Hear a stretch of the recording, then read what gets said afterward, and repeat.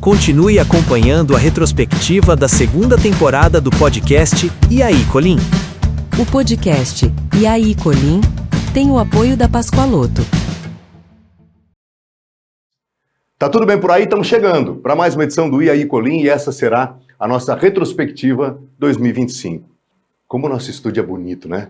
Nosso estúdio é sensacional, ele tem uma aura muito gostosa.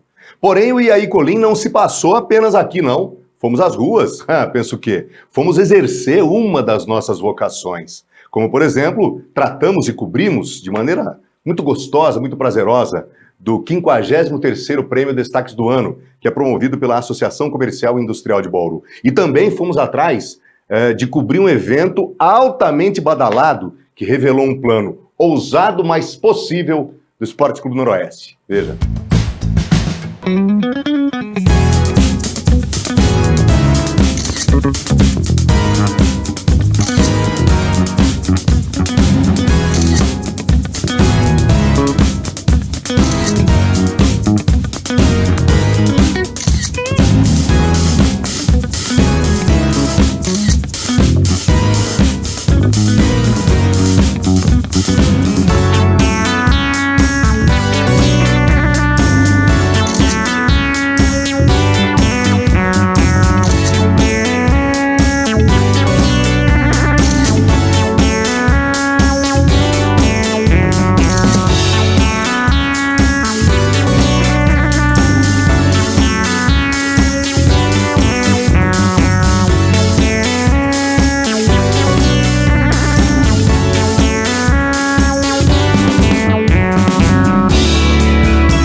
Esse E aí, Colim é atrevido. Primeira vez, ou pela primeira vez, a gente decidiu sair do estúdio e aí a gente vai fazer um episódio totalmente especial, mas assim, completamente dedicado.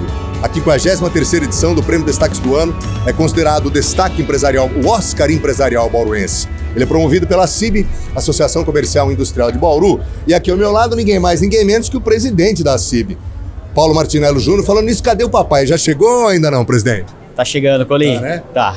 Escuta, deixa eu te perguntar uma coisa. A ACIB faz parte da sua vida desde sempre, mas dá um gelinho na barriga? Porque, afinal de contas, é o primeiro desse mandato teu, né? Colim, o gelinho não, o iceberg, viu? A gente que vem aí muito simples, né, e vê todos esses holofotes aqui, acaba assustando um pouco, né? Mas até o final da noite a gente vai tirar de letra. A pergunta é a seguinte: a hora que teu pai chegar, será que vai ter boate azul? Porque toda vez ele convida. E aí tem que cantar, não tem jeito, porque é um gosto dele. Vai ter, com certeza, né? Já virou uma marca do nosso prêmio, e você também subiu ao palco hoje, né? Sempre. Eu acho que eu vou ter que ir, não tem jeito. Gente, fala uma coisa, tá com parte da família. Por gentileza, apresente a família. Essa aqui é a esposa. Minha esposa, Patrícia. Tudo bem, Patrícia? Tudo bem, graças a E os filhos? Leonardo Manezinho, morava em Florianópolis, retornou a Bauru. Ah, entendi. Tá retornando pra cidade natal. Não é novidade nenhuma, né? Não, Como é que tava a Floripa? Gostou de lá? gostei muito de lá. Bacana, Foi né? muito bom lá. Legal. E a filha? Essa é a filha mais nova. É a Lívia. 13 anos, menina estudiosa e linda. Presidente, é um marco. O calendário festivo de Bauru, ele tem na festa da ACIB, tanto que leva um suntuoso nome, de Oscar Empresarial Bauruense. Tamanha suntuosidade de um evento desse tamanho. É uma celebração do comércio, da indústria, as dificuldades são tantas, e esse momento ele vem de encontro, ou seja, é um choque mesmo, porque a dificuldade está de um lado, mas o reconhecimento está de outro. É exatamente para mostrar, olha, estamos aqui, estamos cada vez mais fortes e seguimos lutando. Exatamente, Colim. Hoje é uma festa aguardada aí pela sociedade empresarial bauruense, né? Como você disse carinhosamente, chamado de Oscar Bauruense. É um momento onde nós reconhecemos empresas, né, personalidade, profissionais que fazem a diferença na nossa cidade e na nossa região. Então é um momento de celebração, de honraria e de reconhecimento também. Sabe que, inclusive, o evento abre portas para novos formatos, né? Porque hoje é a primeira vez que eu impunho o microfone para mim. Obrigado pela abertura, viu, presidente? Legal, Colim. Você me deu essa notícia em primeira mão lá na Record, dia que eu estive lá contigo lá. E é muito legal, né? Você se reinventando. Sim. E como todo comércio e indústria de Bauru se reinventando, né? Porque a sociedade hoje é assim, né, Colim? O amigo sabe que é um ato de empreender, e eu já tô bem veterano, né? Mas é um ato de empreender já com uma certa idade, e eu tô achando um barato, assim. Pô, que legal, Colim. Eu acompanho os seus podcasts, né? O último programa que você fez foi com um amigo nosso, Fernando Campos. Sim. Depois eu te mandei o link. Mandou assistir. Então, assim, é um formato novo de mídia, né? É um jeito novo que sai do tradicionalismo, e vocês estão de parabéns por esse novo empreendimento, como você disse.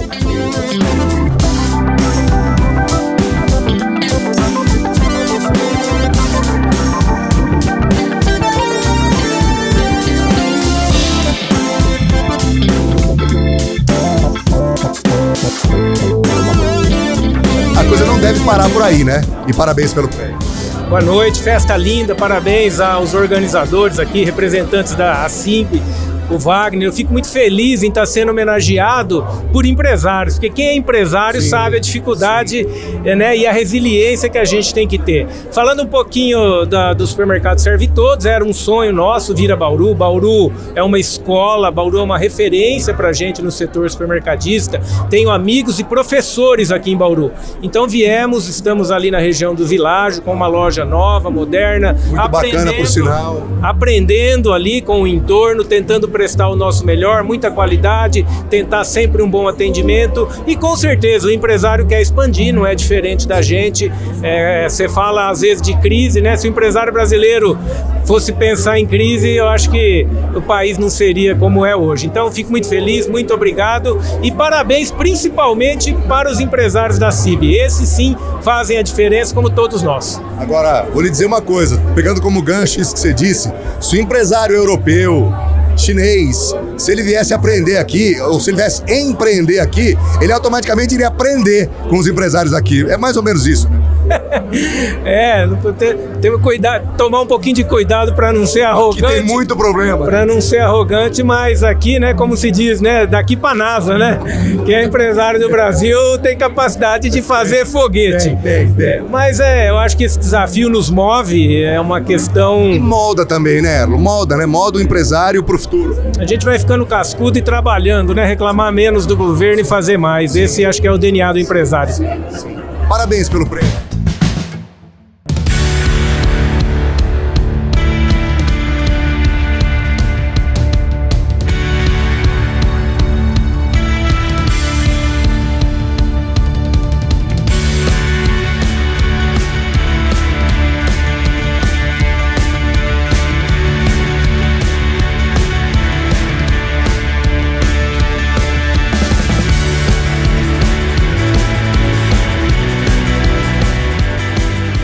Essa é a segunda fase. A gente teve a primeira fase que vocês cobriram aí e viram tudo que foi a reforma, o que a gente fez no primeiro jogo do Paulistão aqui em Bauru, elogiado por federação, por toda a estrutura. Agora começamos a segunda fase, que é toda uma parte de estruturação sobre alojamentos, campos de treinamentos, hotel para jogador, toda a parte de fisioterapia, fisiologia, de tudo que necessita. E depois nós temos a terceira etapa, que é um outro ciclo, mas agora a gente vai focar na segunda, que é essa parte para trazer melhor o atleta, para formar jogadores, para que a gente possa cada vez mais aumentar a receita do clube, formar jogadores e, antes de tudo, quando a gente quer ter base, a gente tem que formar pessoas, seres humanos e depois. Então tem toda uma estruturação. O atleta vem depois, né? Exatamente. O atleta é consequência de 10 mil que vai passar no Esporte Clube Noroeste em 20 anos, 100 vão ser jogadores de verdade. Então a gente sabe como é que é, mas se a gente formar seres humanos, como vários projetos, a BDA,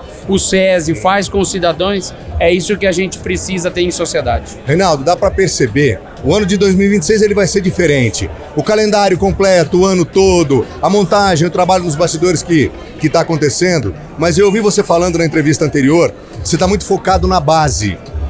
É uma intenção, de repente até disputar uma Copa Paulista com um sub-20, né, para ter e colocar a molecada na vitrine e os menores também. É uma intenção, é uma possibilidade real? Nós fizemos o pedido à Federação Paulista para que a gente fosse inscrito como sede, até porque ainda a gente não tem condições e não tem quantidade de campo e tudo mais para que a gente seja sede. E a gente sabe que também gera um custo grande ao município, ao esporte, e a gente sabe que a receita do esporte não é tão grande. Então a gente tem que ter bom senso em cima, mas a gente pediu, e se a federação aceitar, nós devemos sim jogar com o sub-17, com mescla do 15, a gente sabe que às vezes pode ser que a gente seja goleado ali ou não, mas a experiência que esses moleques vão ter ninguém vai poder auferir as normas, porque a gente quer ser o time mais jovem, até para formar. Então só aprende aquele que enfrenta. Na vida é assim, não é porque é jovem que você não tem condição. Né? O Palmeiras formou moleques aí de 16 anos que jogaram campeonatos aí, foram melhores jogadores e hoje foram vendidos por milhões. Então a gente tem que priorizar a categoria de base. Falando em relação ao time principal, é todo um processo, uma montagem, esse trabalho está acontecendo. Eu não vou especular, não vou cair na besteira de ficar perguntando nomes para você, mas assim, queria que você falasse do trabalho. Você tem o Guilherme agora capitaneando a comissão técnica junto com o André, ou seja, caras do ramo, caras conhecedores e que têm acesso a bastidores. É isso que está acontecendo nesse momento. Aliás, é um trabalho, pelo que soube, já bem desenvolvido. A gente ficou com uma base do ano passado, então Guilherme, André, Deda, Pereira, Luizão, todo mundo que está da comissão está trabalhando, a gente está analisando muitos jogadores, já tinha uma pré-lista que a gente acompanha o ano todo, análise scout do clube, e a gente vai conversando. Nem sempre a gente consegue contratar todos aqueles que a gente quer. A futebol não tem uma ciência exata. Você pode, às vezes, contratar os 20 melhores jogadores, como já teve Sávio, Edmundo e Romário, e não deu certo. Então a gente tenta encaixar, a gente já tem uma base de 8, 9 jogadores do ano passado, mais 4, 5 que ficaram aqui da Copa Paulista, que são moleques jovens, que a gente acredita, e aí a gente vai pensar, estão chegando algumas peças, a gente já vai começar esse processo de divulgação dos nomes. É o Norusca, rumo a 2026.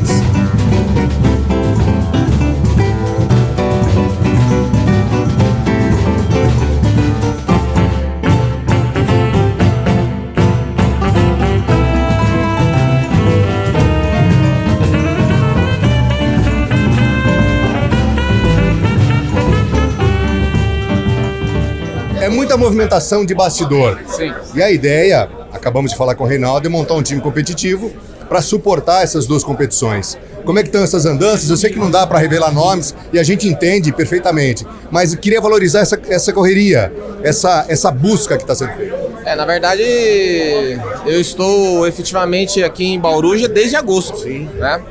E nós estamos reunidos todos os dias em busca de atletas que nos atenda, principalmente no Campeonato Paulista, né?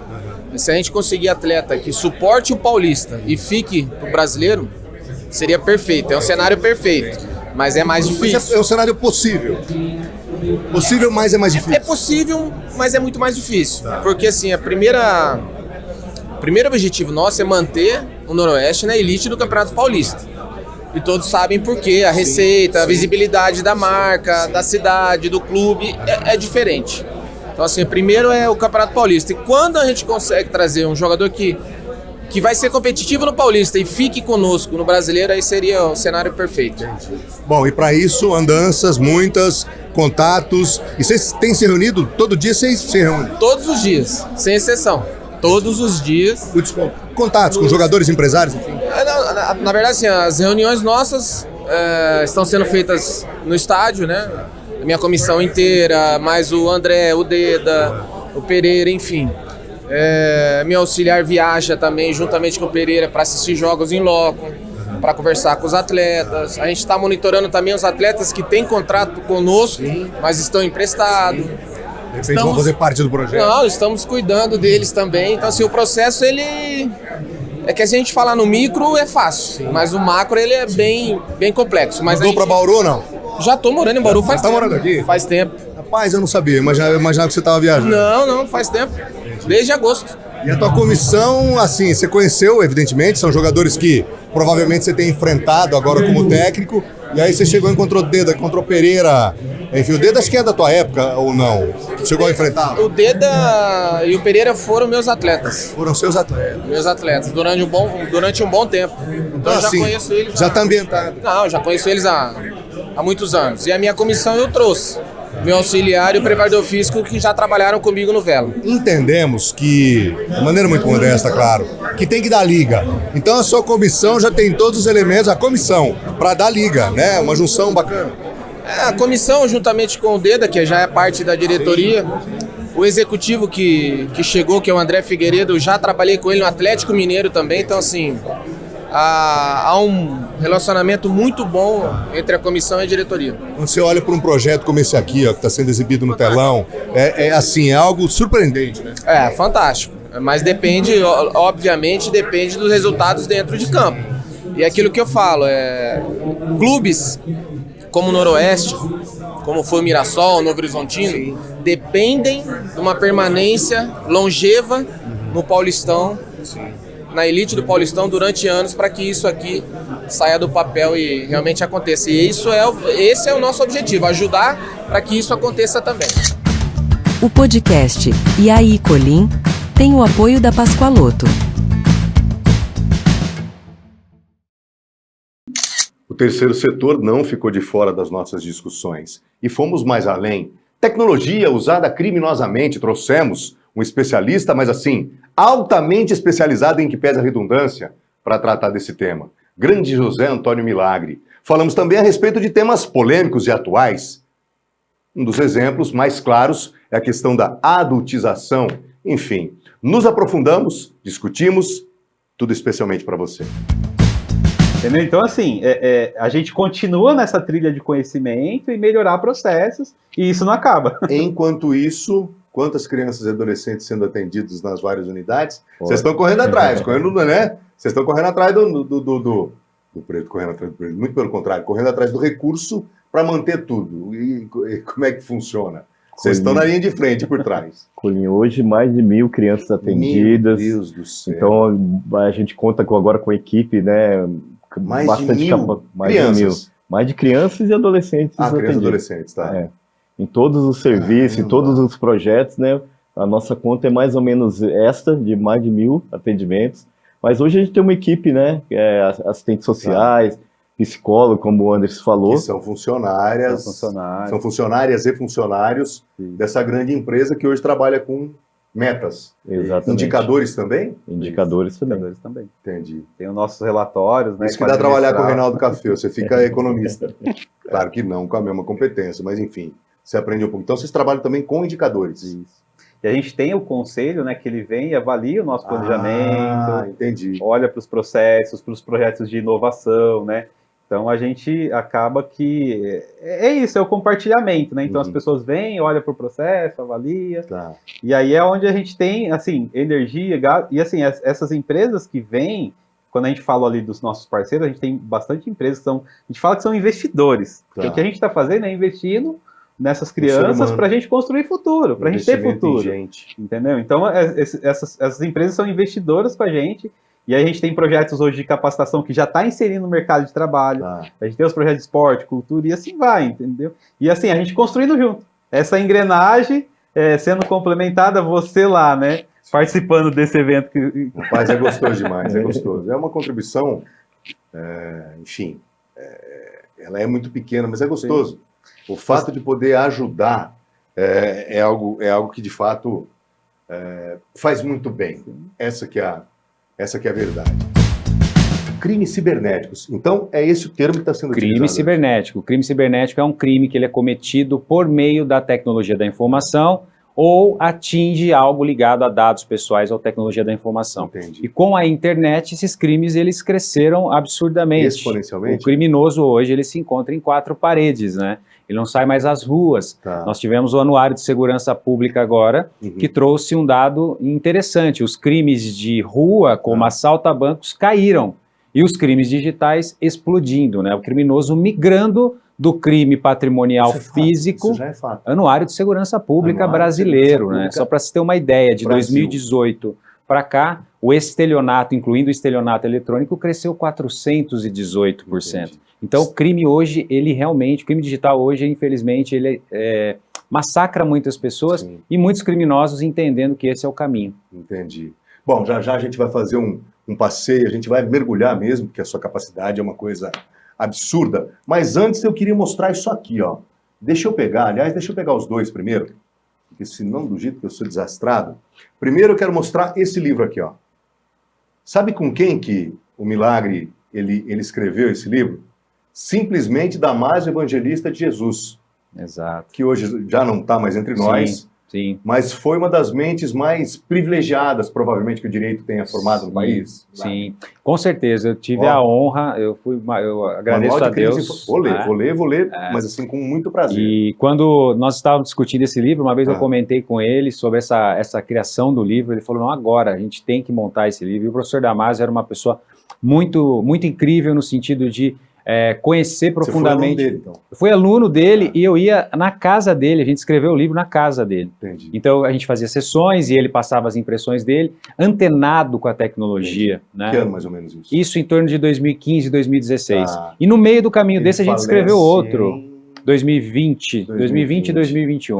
E no meio desse livro a gente escreveu o Marco Civil da Internet também pela Saraiva, porque nós estávamos escrevendo o Marco Civil, que é essa grande Constituição da Internet brasileira, entra em vigor no Brasil. Eu ligo para o Damasio e falo, professor, nós estamos escrevendo de crime cibernético, mas agora entrou a Constituição da Internet brasileira. Top escrever? Ele falou, agora. Pode começar, vamos começar. Entusiasta, então. Entusiasta. Queria os temas novos, atualizações criminais, muito curioso. De mais idade, antenada. Mesmo assim, com toda a idade, você poderia até dizer, pô, ele não vai compreender tecnologia. Não, estudava tecnologia, né? Falava muito bem, entendia o modus operandi do criminoso digital, ajudou muito. Rapaz, foi um prazer escrever esse livro a 4 mãos com o professor Damasio. Você sabe que para mim, né, para esse modesto e já jurássico contador de história, a gente ouvir você falando do 171 virtual ou do modus operandi, cara, é meio chocante, porque você fala, eu conheço o modus operandi daquele criminoso 171 que ia lá aplicar o golpe do bilhete premiado. Sim. E hoje o negócio já está diferente. Tá online. Mas já nós vamos falar disso. Vamos. Porque eu também quero mostrar isso aqui, ó. Ó o meu maestro, ele vai buscar. Ô Milagre, o que é essa empresa? Isso aqui é uma empresa de peritos. Uma empresa de peritos, né? Com o tempo a gente trabalhou o escritório e identificamos uma necessidade. Nesses complexos casos... Digital. Perícia digital. Hoje, um acusado de crime cibernético, ele precisa de uma perícia. A vítima de um crime cibernético precisa de uma perícia. Às vezes a empresa tem uma suspeita de corrupção interna digital, ela precisa de uma perícia. A perícia ela é essencial para os casos que envolvem tecnologia. E hoje a gente... Experts. Exatamente. A gente assessora a companhia aérea, banco, escritórios de advocacia. Até bancos? Na produção, até bancos. Os bancos hoje, eles contratam a perícia, porque normalmente o banco, a vítima sofre uma fraude, processa o banco, e o banco precisa provar que a culpa foi exclusiva da vítima, senão ele vai ter que indenizar. E aí ele pede um laudo técnico, uma perícia nossa. Então, e aí que você entra. Nós entramos como assistente técnico do banco, buscando entender como é que essa quem foi responsável. Né? Mas ela deixa rastros? Com certeza. Mas aí tem que ter uma profundidade... Todos os crimes cibernéticos deixam rastros, eles deixam muitos vestígios digitais, e a gente se especializou em coletar esses vestígios. Coisa impressionante, eu tô com medo desse episódio. Na verdade, é responsabilidade dos pais, da sociedade, do Estado, a proteção dessas crianças e adolescentes. Isso está na Constituição, está no ECA. Exatamente, nós temos leis aí de proteção geral de dados, enfim, tem normatização. Ocorria antes? Ocorria, sempre aconteceu. O crime sempre ocorreu. Exatamente. Então, assim, é uma questão que muitas vezes a sociedade virou as costas. Né? Chegava nos nossos lares também através da televisão. Né? Hoje chega através do computador, do tablet. Antigamente tínhamos a TV e o rádio. Hoje o negócio... Hoje, exatamente, expandiu. E o que mais? Os conteúdos, né, de pornografia infantil, eles estão sendo comercializados via internet. Né, porque... E tudo isso acaba provocando, doutora? Tem essa ligação? Porque hoje a ligação. Net, ela tem as profundezas da internet. Isso, a Dark Web tem, exatamente. Então, assim, nós temos que tomar cuidado com isso, porque essa exposição, né, essa sensualização, né, essa adultização é muito grave, porque leva a quais crimes? O estupro de vulnerável, a exploração sexual, né, o conteúdo é grave. E eles trocam, então, até o influencer falou, né, que eles se identificam naquela plataforma, naquela rede social, né, e aí eles começam a trocar conteúdos. E esses conteúdos, né, de pornografia infantil, por trás tem uma criança ali, um adolescente que está sendo estuprado. Né? Então é muito grave, a sociedade não pode se virar, tem que denunciar. Existia antes? Existia também. Mas a sociedade, ela sempre virou um pouco as costas para essa situação. Tá. E o que a gente percebe, né, e assim, é um ponto que eu fiquei analisando e pensando, na maior parte dos casos, quando a gente trabalha na pornografia infantil, são meninas, né? Tem meninos também, mas a maior parte são meninas. E a gente percebe nas redes sociais também que são meninas, né? E aí vem totalmente de encontro com a nossa geração passada, que é do feminismo, né? Dessa igualdade de gêneros, de gerações, de um trabalho que a gente tem feito, né, para que a mulher esteja numa igualdade, que ela não seja um objeto, né, do machismo. Você tá vendo? A gente só está no primeiro bloco, né? Mal começamos a discussão. Quantas questões, né? Quantas questões. Então, é importante a sociedade não se calar, né? É importante que denuncie, que tenha uma legislação dessas plataformas em relação aos menores, aos adolescentes e crianças usarem, né? Com os conteúdos inapropriados, enfim, é bem complexo. A adultização é um termo, é um conceito, é o nome que a gente dá para a exposição dessas crianças e adolescentes a papéis, a situações e responsabilidades que não são atribuídas, típicas ou esperadas para essa idade de criança e adolescente, para essa fase do desenvolvimento, e que, por causa dessas situações, desses papéis e dessas responsabilidades antecipadas, vão causar prejuízos no desenvolvimento cognitivo, na maneira de pensar, de agir. Você sexualiza muito antes? Nas emoções e também para a aprendizagem como um todo. Então, a gente pode encontrar, sim. Ou seja, não é só a questão da sexualização precoce. É muito mais que isso. É muito mais do que profundo. isso. São as responsabilidades. Quando a gente atribui responsabilidades a essas crianças. Qual a responsabilidade? Como que essa criança está entendendo o corpo? E, por exemplo, a exposição de um corpo. O que é o corpo, né? O que é esse corpo que a gente tem? Como que é o corpo da criança? Que roupas que a criança usa? Que brincadeiras as crianças fazem? Que músicas que elas estão ouvindo? O que elas estão assistindo, assim como os adolescentes? A gente tem que lembrar que isso é importante, porque a gente está formando, são pessoas em formação, em desenvolvimento. Nem o aparato biológico terminou de se desenvolver. Nem as questões, se a gente pensar neurológicas, cerebrais foram desenvolvidas, ainda, não estão prontos para tomar decisão e falar isso eu gosto, não gosto, isso é bom, isso é mal, isso é aceito, isso é não aceito. Para que eu mantenha um comportamento de usar algumas roupas, algumas danças, ou gostar daquelas músicas, se elas foram apresentadas a mim? Quem é que está me incentivando ou me elogiando? Olha como dança bonito, olha... A gente também vai expor, Colim, algo interessante, que é que status a gente está atribuindo para essas crianças. A gente está ensinando essas crianças que ser adulto é legal, ser adulto é bom, ser adulto é o status de ser adulto, a base, né? Sem construir a base. Então, assim, ser adulto é ser importante, ser famoso, ser bem-sucedido, que algumas crianças também estão recebendo algumas responsabilidades de, por exemplo, expor a sua vida como crianças e adolescentes bem-sucedidos. E isso gera o quê? Por exemplo, o que a gente pode pensar? Nessa atribuição de responsabilidade, essas crianças e adolescentes, elas estão sendo arrimo financeiro da família? Elas estão...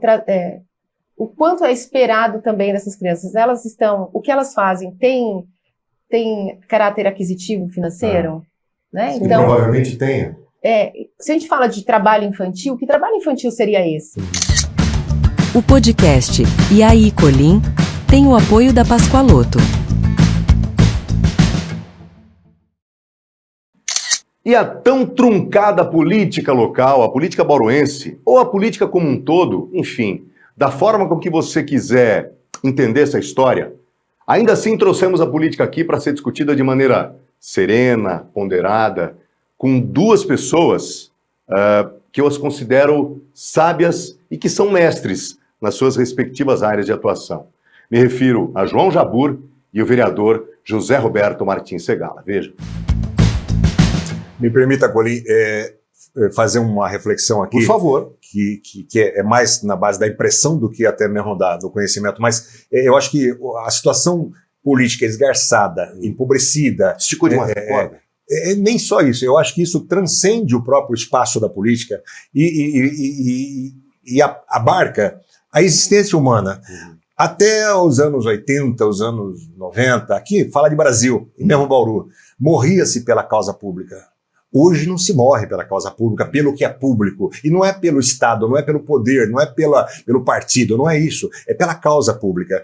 E eu não sei se coincidentemente ou não, com a chegada do mundo digital, o individualismo preponderou sobre o coletivismo. Mesmo, eu não digo o coletivismo de uma forma muito organizada, não. Mesmo as suas relações com os seus vizinhos, pense nisso.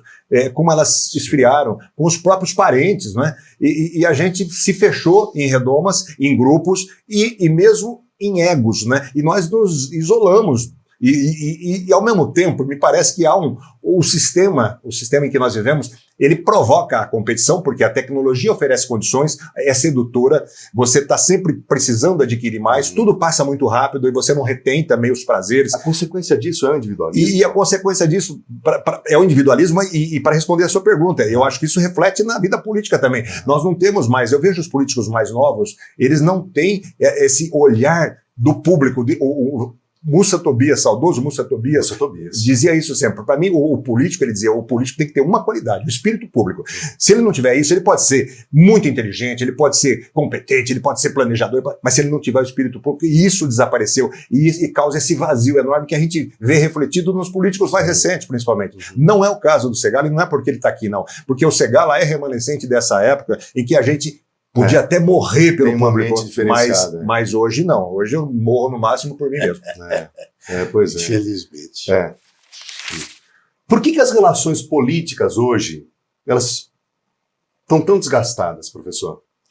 É que faz tempo que a gente não tem políticos que amem aquilo que deveriam fazer. Está faltando sentimento? Está faltando sentimento. A maioria continua pensando em si, e não naquilo para o qual ele deveria se dedicar. A coletividade foi esquecida? Está esquecida. Na verdade, ela faz parte de um plano de conquista de espaços. Esse é o problema que eu sinto, por exemplo, em que as pessoas acabam dando mais valor ao que eles representam como pessoas do que ao que eles podem produzir como políticos.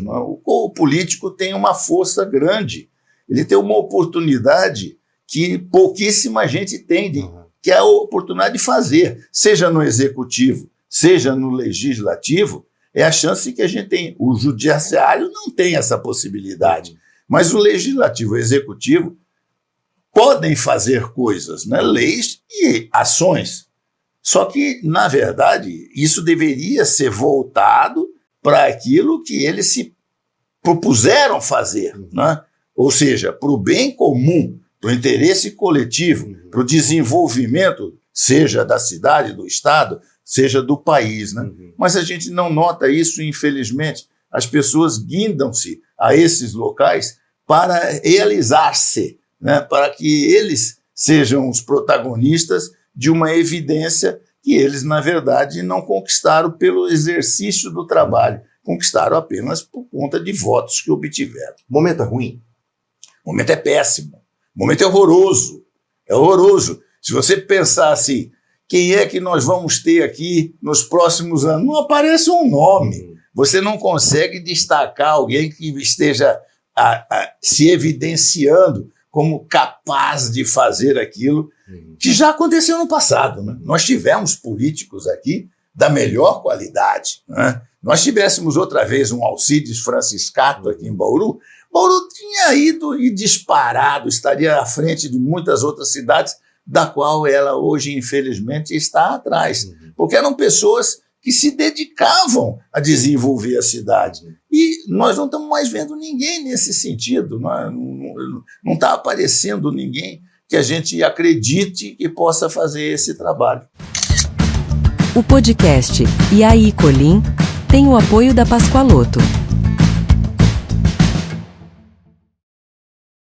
E não é que existe um bauruense que está acostumado a trabalhar para grandes marcas mundiais na área da publicidade e propaganda e na área de inovação?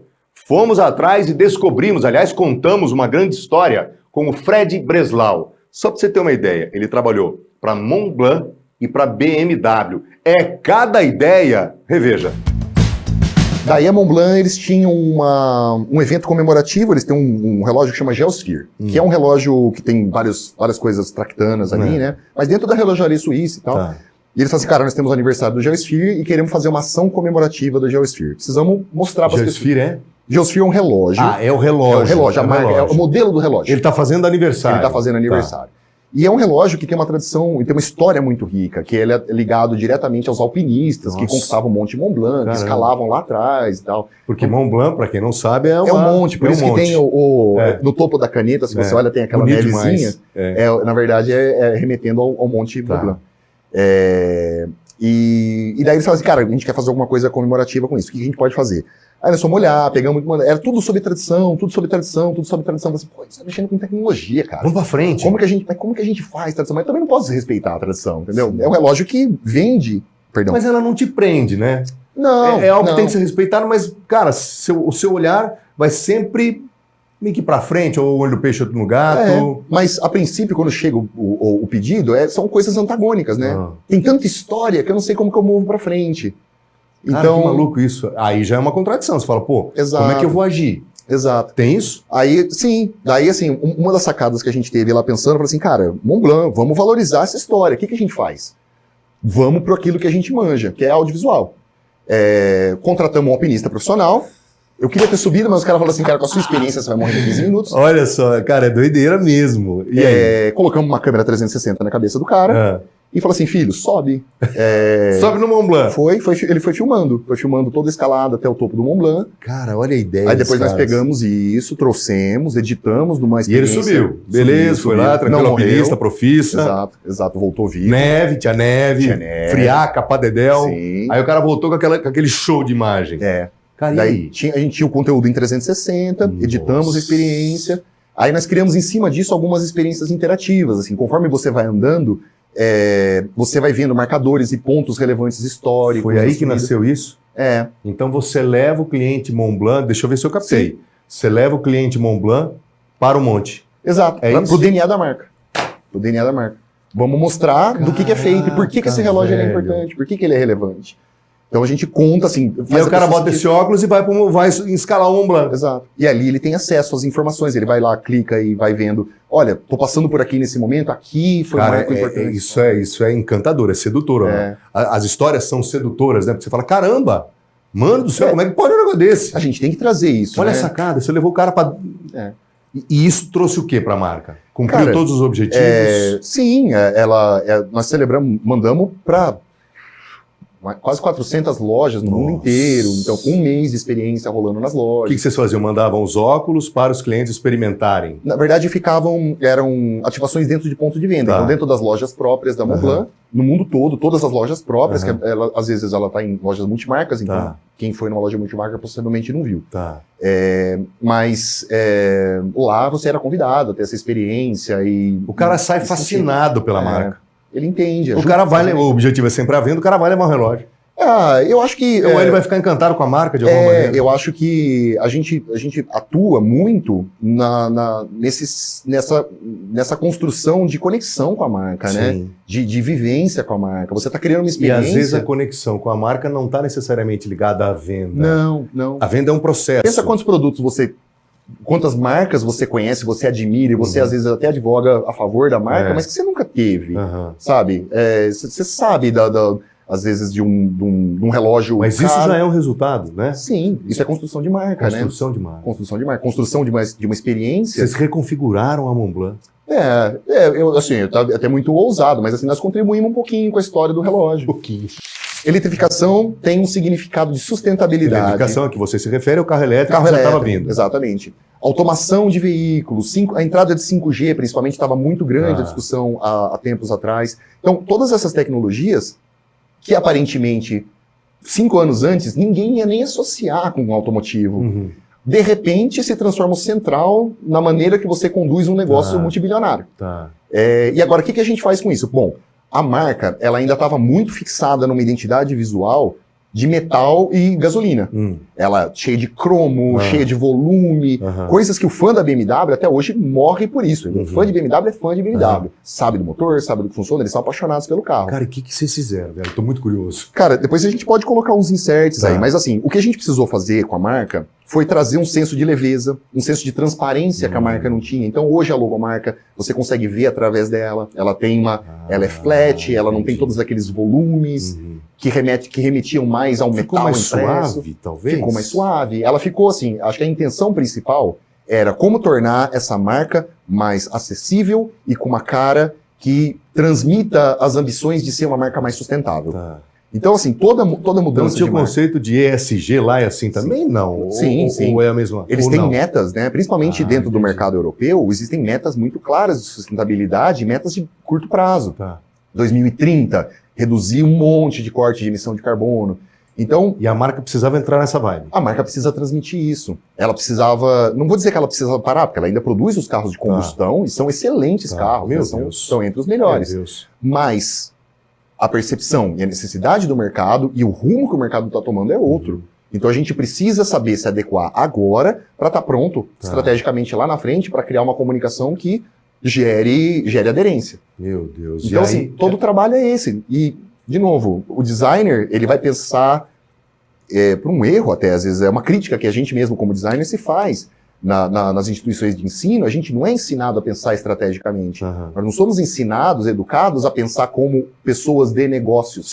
Precisamos criar esse departamentozinho no cérebro, né? Exato. E o que é o design? Design não é arte. Qual que é a diferença entre design e arte? Design tem um método e ele tem um objetivo claro. Eu preciso atingir alguma coisa, eu preciso resolver um problema. Meu cliente tem um problema, eu tô aqui para resolver. Como que eu vou resolver? Através das ferramentas de design. Mas para o cliente o que importa é o resultado. Sim. Que coisa, cara. O cara tá dando uma aula aqui para nós. Eu acho que eu vou mudar minha concepção, inclusive, de produzir reportagens depois dessa. Bom, e aí? Resumidamente, a marca fica mais leve, mais suave. Rolou uma tensão inicial? Rolou. Ou de repente Sempre rola. De novo, a gente está lidando com paixões. Pessoas que gostam de é uma carro. paixão. É uma paixão. O alemão também tem essa coisa de paixão? Puxa, Maria. É mesmo? Nossa, demais. Pô, porque ela tem Mercedes, tem BMW, tem, né? E são marcas tradicionalíssimas. São marcas até bairristas. BMW vem de Bavária, a primeira letra, né? Ou seja, ela é a cara do estado da Bavária.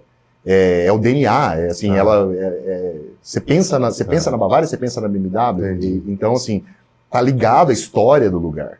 E no mundo afora, né? Então, assim, rola resistência. Tanto é que a gente tomou uma decisão de não levar a marca e criar duas identidades. A marca que vai no carro, ela continua tendo características da marca que é conhecida desde sempre, mas toda a comunicação, seja em loja, em fachada, em aplicativos web, em todas as experiências. Cara, você mantém que tá pego e traz um público novo. A gente tem que trazer esse diálogo, ele faz parte. Cara, eu tô entendendo de maneira muito simplista, mas resumidamente é isso. Você manteve aquela potência toda que já vinha estabelecida, porém se suavizou e deixou mais leve a identidade visual do negócio. Exato. Resultado, buff. Sim, a marca foi a primeira vez que nós ganhamos, ou pelo menos eu ganhei, né? Meu chefe, ele é um cara fantástico.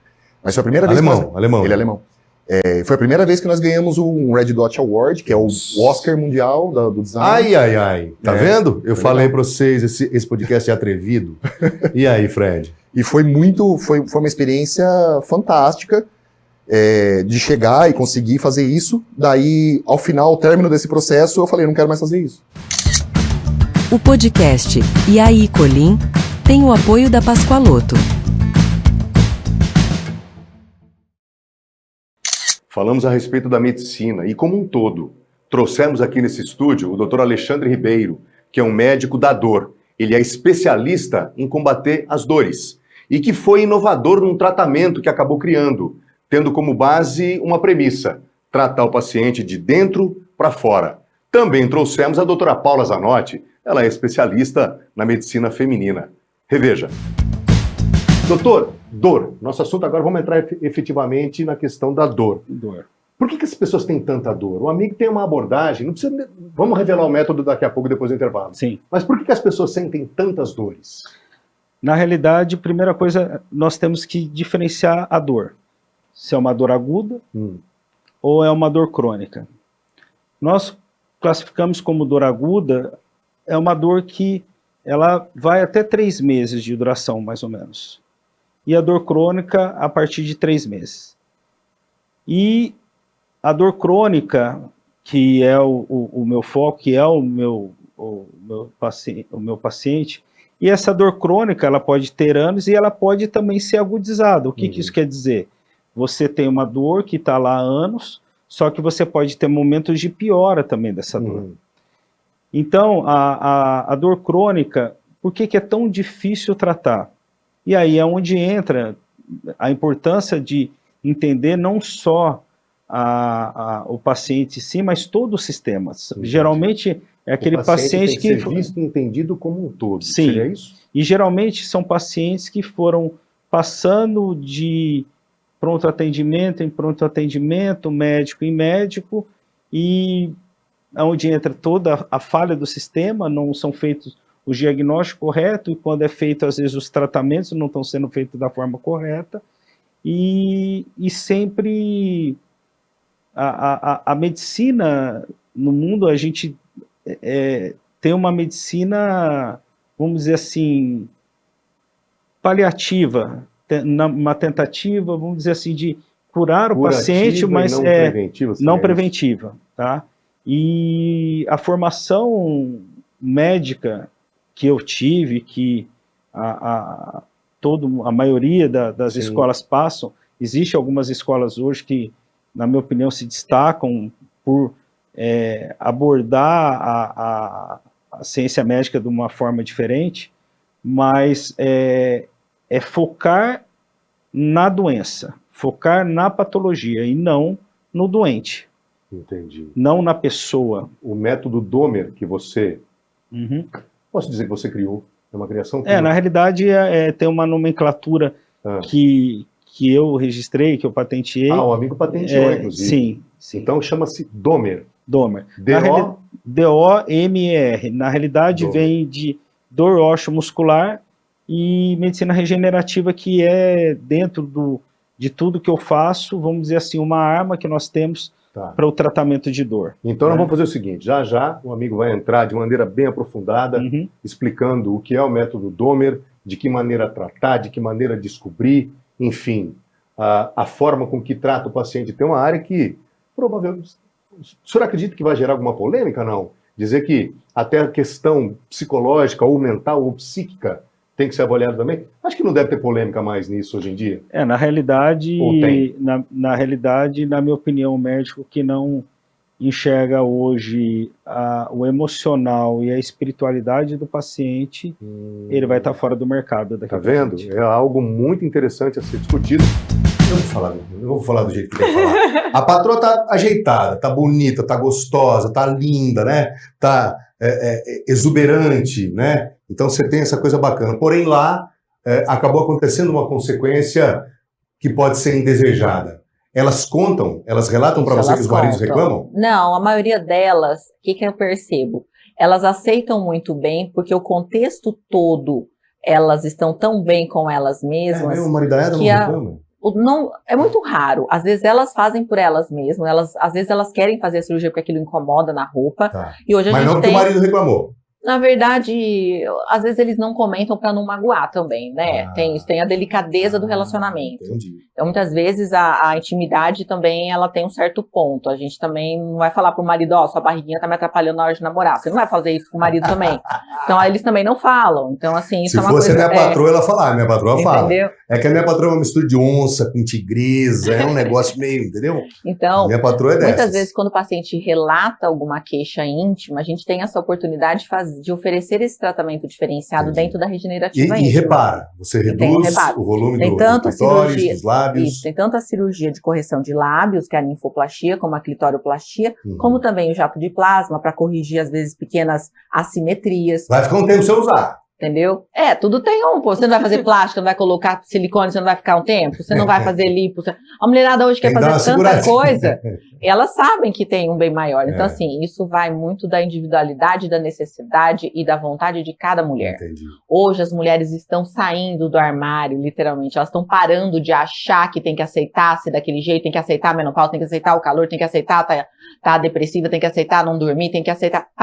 Hoje todo mundo tem. A maturidade leva você ao ponto de saber escolher. Entendi. Dizer não quando não quer, saber se posicionar e saber falar o que você quer, o que você não quer. Entendi. E hoje as mulheres, elas estão cada vez mais tendo, com as redes sociais, com a internet, com as informações, elas têm acesso a estudos, elas têm acesso a tudo. Então elas podem e buscam muito.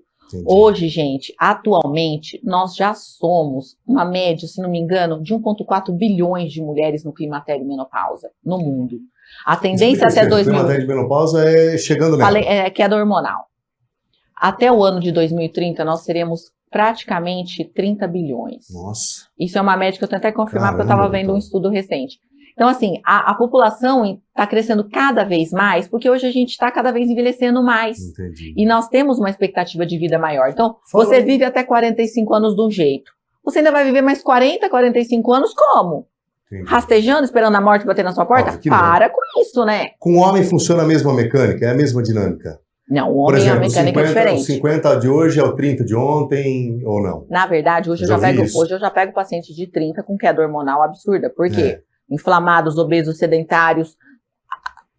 A obesidade, ela rouba a testosterona. Não pensa que aquela pancinha que você acha que é calo sexual não vai roubar sua testosterona. Vai. Aquilo ali aumenta seu risco cardiovascular. Entendi. Eu tenho homens de 30 anos que estão com testosterona baixa, que estão em disfunção, que estão em alteração pela obesidade, pela inflamação Perdeu sistêmica. tudo, a autoestima lá embaixo, já não está resolvendo a parada com a patroa. A testosterona, ela não é só sexual, tá? O podcast E aí, Colim tem o apoio da Pascoaloto. Muito bem, essa foi a nossa modesta, porém riquíssima retrospectiva. E é dessa maneira que a gente começa um ano de 2026 com muito trabalho, mas também com muita vontade, com muita raça, com muita garra, com muita paixão, para a gente poder fazer o melhor, acertar, mas acima de tudo, trazer um conteúdo que é feito especialmente para você. Essa é a nossa missão. Você duvida que a gente vai atrás dela? Não duvide, porque nós vamos e vamos cumprir, ok? A gente se vê na semana que vem em mais um episódio do E aí, Colim. Tchau, pessoal! Até sempre!